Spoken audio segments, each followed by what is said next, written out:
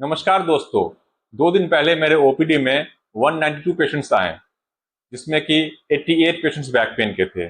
कल के दिन मेरी ओपीडी में 126 पेशेंट्स आए, जिसमें कि 78 पेशेंट्स बैक पेन के थे। और आज के दिन अभी तक मेरी ओपीडी में 136 पेशेंट्स आए, जिसमें कि 78 पेशेंट्स बैक पेन के थे। कहने का मतलब है कि हमारे ऑर्थोपेडिक प्रैक्टिस में जितने भी पेशेंट्स आते हैं उसमें मैक्सिमम पेशेंट्स बैक पेन के ही होते हैं। उनमें से कई पेशेंट का सवाल होता है, डॉक्टर साहब मैंने ऑनलाइन वीडियो देखा, उसमें कोई कुछ बताता है और कोई कुछ बताता है, हमें समझ नहीं आ रहा है कि हमारा बैक पेन हो क्यों रहा है। न मैंने कुछ वजन उठाया है, न कोई झटका लगा है, न हमें कोई चोट लगी है। तो इस वीडियो के माध्यम से मेरी अपील है कि आप जो भी वीडियो देखें उसमें आप एक चीज कंफर्म कर लें कि जो भी वीडियो है वो क्वालिफाइड ऑर्थोपेडिक सर्जन का है, क्योंकि वो इस सब्जेक्ट के स्पेशलिस्ट होते हैं और वो आपको सबसे एक्यूरेट नॉलेज देंगे जो कि साइंटिफिक फैक्ट्स पे बेस्ड होगा। अगर आप मेरे चैनल पे नए हैं तो प्लीज लाइक और सब्सक्राइब करें और बेल आइकन ऑन कर लें। तो अब वीडियो स्टार्ट करते हैं।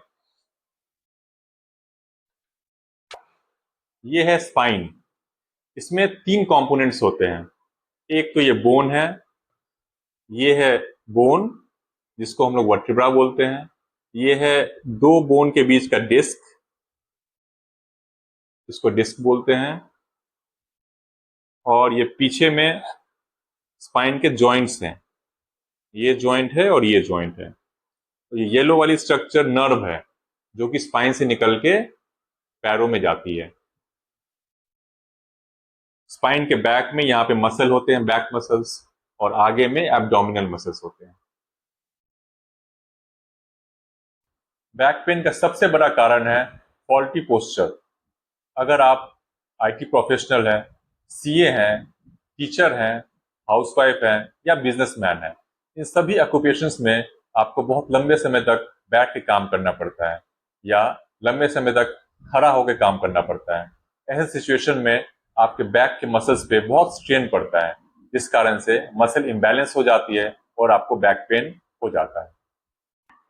बैक पेन का दूसरा कारण है ओबेसिटी, मतलब वजन नॉर्मल से बहुत ज्यादा हो जाना या पेट की चर्बी बढ़ जाना, या अगर आप प्रेग्नेंट है या प्रेगनेंसी के बाद डिलीवरी हुई है।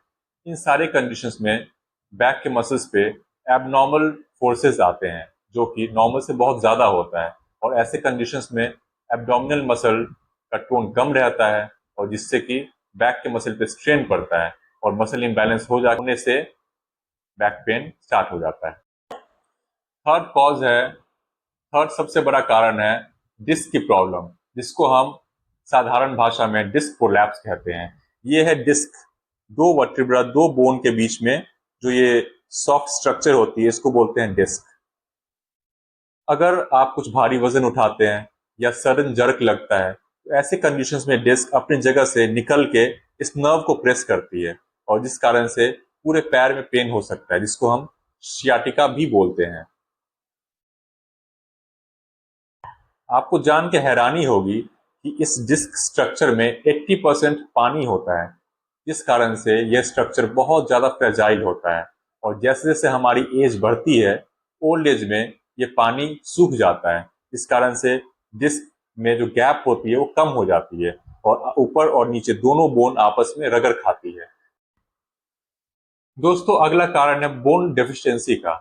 इसका मतलब है कि हमारी हड्डियां जब कमजोर हो जाती है, मुख्यतः तभी होगा जब हम बाहर की खाना ज्यादा खाएंगे, जैसे कि फास्ट फूड हो गया, फ्राइड आइटम्स हो गए, और विटामिन की चीजें कम खाएं, फ्रेश फ्रूट्स, फ्रेश वेजिटेबल्स कम लेंगे तो विटामिन और कैल्शियम की कमी शरीर में होना ही है। नेक्स्ट कारण है इन्फेक्शन होना, जैसे कि ट्यूबरकुलोसिस। जी हाँ दोस्तों, हड्डियों में भी ट्यूबरकुलोसिस होता है।